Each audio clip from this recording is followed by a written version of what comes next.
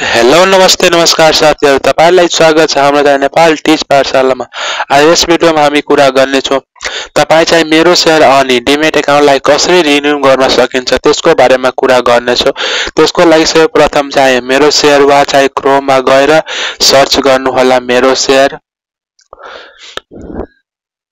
Search गरेपछि first वेबसाइटमा click गर्नु होला। यहाँ के भयो मेरो शेयर सर्च गर्नु होला। त्यसपछि फर्स्ट वेबसाइटमा क्लिक गर्नु होला। त्यसपछि यहाँ तपाई डीपी आईडी राख्नु होला।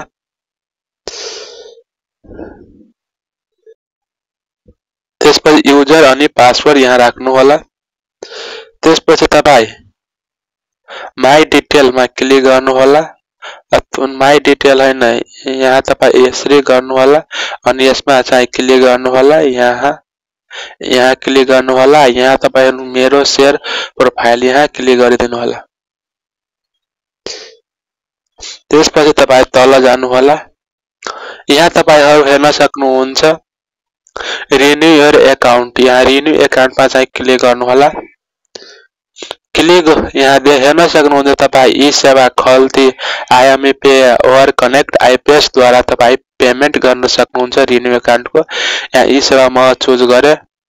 त्यसपछि तपाई यहाँ मेरो शेयर एक्लै अनि डिमेट अकाउन्टको एक्लै गर्न सक्नु। म दुवैलाई चाहिँ रिन्यू गर्न चाहन्छु। तपाई यहाँ हेर्न सक्नुहुन्छ 1 इयर अनि 10 इयरको पनि यहाँ चुज गर्न सक्नुहुन्छ। 10 सालको चाहिँ 600 रुपैयाँ मात्र लाग्छ अनि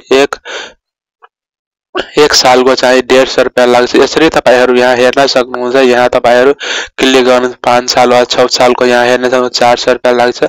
यसरी तपाईहरु हेर्न सक्नु। म 1 सालको मात्र गर्छु। यहाँ तपाईहरु हेर्न सक्नुहुन्छ 150 रुपैयाँ अनि प्रोसिडमा तपाई यहाँ क्लिक गरिदिनु होला।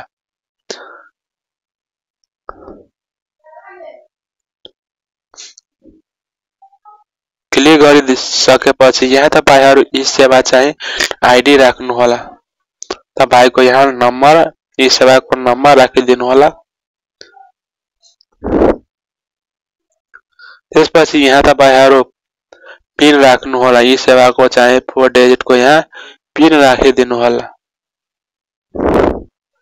त्यसपछि यहाँ I am not a robot त्यसमा क्लिक गरिदिनु होला। त्यसपछि यहाँ तपाईहरु लगिनमा क्लिक गरिदिनु होला। यहाँ तपाईको मोबाइलमा एउटा भेरिफिकेसन चाहिँ कोड आउँछ। यहाँ तपाईहरु त्यो राख्नु होला। कपी गरेर यहाँ राखिदिनु होला अनि भेरिफाईमा क्लिक गरिदिनु होला। त्यसपछि तपाईसँग प्रोमो कोड छ भने लेख्नु होला, छैन भने कन्टिन्युमा क्लिक गरिदिनु होला। त्यसपछि यहाँ पे बाइ ई सेवामा क्लिक गरिदिनु होला। त्यसपछि तपाईको चाहिँ पेमेन्ट भइसके।